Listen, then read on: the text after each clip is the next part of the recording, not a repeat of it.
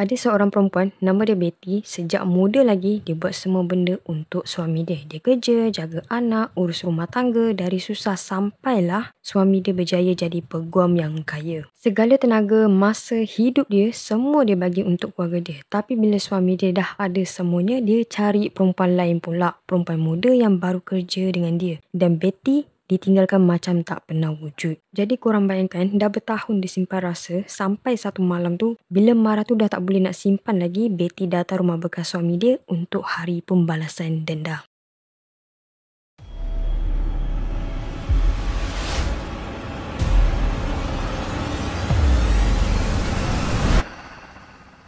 Hai guys, King kembali lagi dengan satu lagi kisah penuh emosi, penuh pengkhianatan dan penuh pembalasan. Kali ni King nak cerita pasal kes Betty Broderick, kisah seorang isteri yang setia, tapi bila dia hianati, dia patah balik dengan cara yang tak pernah siapa sangka. Kalau korang nak tahu macam mana cinta berubah jadi tragedi, tengok video ni sampai habis.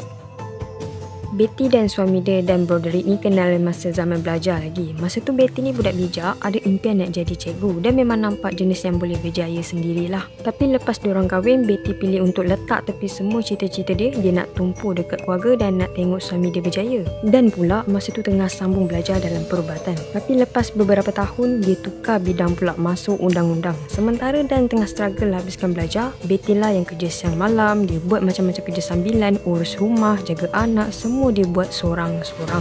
Lepas anak dia makin ramai, Betty berhenti kerja terus. Dia duduk rumah jaga anak sepenuh masa. Masak, kemas rumah, ajak anak, urus rumah dan dalam masa sama tetap bagi sokongan dekat suami dia tak kira penat ke tak. Semua benda dia buat demi suami dan anak-anak. Dia tak pernah minta balasan pun. Sampailah satu hari tu, usaha Dan tu mula nampak hasil. Dia jadi peguam berjaya dekat San Diego. Duit pun dah masuk banyak. Diorang terus pindah ke rumah yang lebih besar dan anak-anak dia pun dapat masuk sekolah yang bagus. Dari luar nampak macam keluarga bahagia, tapi dalam diam ada benda mula berubah. Waktu ni lah Dan makin sibuk, makin jarang balik, makin kurang bercakap. Bila Dan ada dekat rumah pun suasana jadi senyap. Waktu ni Betty mula rasa pelik lah sebab suami yang dia kenal selama ni tiba-tiba jadi asing. Jadi hati dia pun dah mula rasa tak sedap, macam ada sesuatu yang tak kena. Dan masa itulah hidup Betty perlahan-lahan mula berubah. Masa Dan dah hidup senang, masa tu jugalah dia mula berubah. Perlahan-lahan dia makin rapat dengan setiausaha dia yang muda yang bernama Linda Kulkina. Perempuan muda, cantik, penuh tenaga dan sentiasa ada dekat sekeliling Dan. Orang luar pun dah mula cakap belakang, tapi Dan buat tak tahu je. Waktu ni Betty dah mula shock something bila dia tanya Dan, tapi Dan tetap nafikan macam tak ada apa-apa yang berlaku.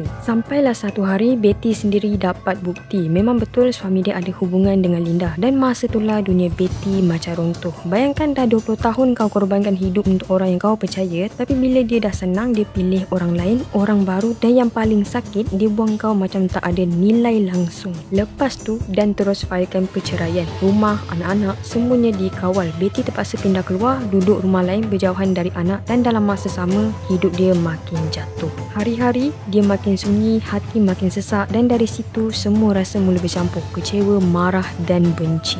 Betty makin hari makin hilang diri. Dia dah tak nampak lagi arah hidup, bukan sebab dia kalah dalam rumah tangga, tapi sebab dia rasa macam dipadam terus dari hidup seseorang yang dikorbankan segalanya. Daripada seorang isteri yang buat semua benda dari awal, dia tiba-tiba jadi orang luar. Siapa je tak sakit hati kena macam tu kan? Setiap hari dia duduk sorang-sorang fikir apa salah dia, apa kurang dia, tapi jawapan tu tak pernah datang. Yang dia nampak cuma bekas suami dia makin bahagia dengan orang lain. Jalan berdua, gelak sama-sama, sambut hidup baru macam tak kenal siapa Betty dan itulah yang paling perik. Lepas Dan kahwin dengan Linda, Betty makin tekanan. Dia cuba kawal, cuba tahan tapi makin lama makin lemah. Bukan sekali dua dia rasa nak meletup, tapi dia pendam. Tapi bila makin banyak benda jadi, makin susah nak bertahan. Sampai satu malam pada 5 November 1989, masa orang lain tengah lena, Betty buat satu keputusan yang dia sendiri pun tak sangka dia sanggup buat. Dia guna kunci yang dia ambil dari anak dia untuk masuk rumah Dan Linda tanpa sesiapa tahu. Waktu ni juga dia dah standby bawa pistol. Bila dah sampai tu, langkah Betty perlahan-lahan naik tangga rumah tu. Malam tu sunyi, tak ada bunyi apa-apa kecuali degupan jantung dia sendiri. Nafas dia pendek, tangan masih genggam pistol. Dalam kepala tak ada satu suara pun yang boleh tenangkan dia. Yang ada cuma rasa marah, kecewa, tercabar dan semuanya dah bercampur jadi satu. Sampai je depan bilik tidur, dia berhenti sekejap, ambil nafas, tenung pintu yang dah tertutup. Bila dia tolak perlahan dan pintu tu terbuka, dia nampak Dan Linda tengah tidur nyenyak atas katil. Beberapa saat lepas tu, suasana dalam rumah tu terus berubah. Dan kena tembak sekali dekat bahagian dada dan dia mati serta-merta. Linda pula kena 2 das, satu dekat dada, satu lagi dekat kepala. Dan diorang berdua mati dekat tempat tidur tu juga.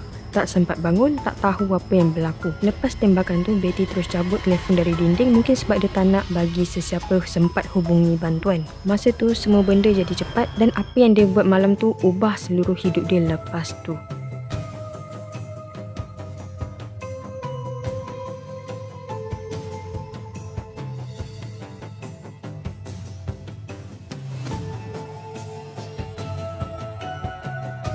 Lepas kejadian tu, Betty terus ditahan. Bila kes dibawa ke mahkamah, semua benda yang disimpan selama ni akhirnya terluah dari pengorbanan dia sampailah ke saat dia rasa dikhianati habis-habisan. Tapi walaupun cerita hidup dia buat ramai orang rasa kesian, undang-undang tetap undang-undang. Jadi Betty dijatuhkan hukuman penjara 32 tahun ke atas. Sampailah hari ni dia masih ada dalam penjara dan banyak kali dia mohon untuk parol. Tapi semua ditolak. Diorang percaya kalau hati dia masih penuh dengan perasaan marah, dia tetap bahaya.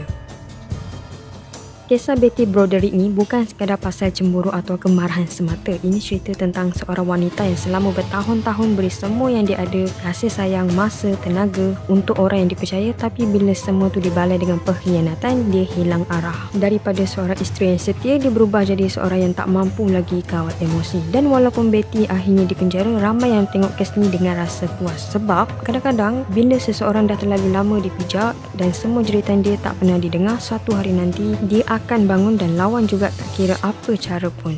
Kalau korang suka kisah penuh emosi, dikhianat dan pembalasan macam ni, jangan lupa tekan like, share dan subscribe. Kim akan bawakan lagi banyak kisah misteri, tragis dan penuh emosi dekat channel ni. Jumpa dalam next video. Bye bye. Assalamualaikum.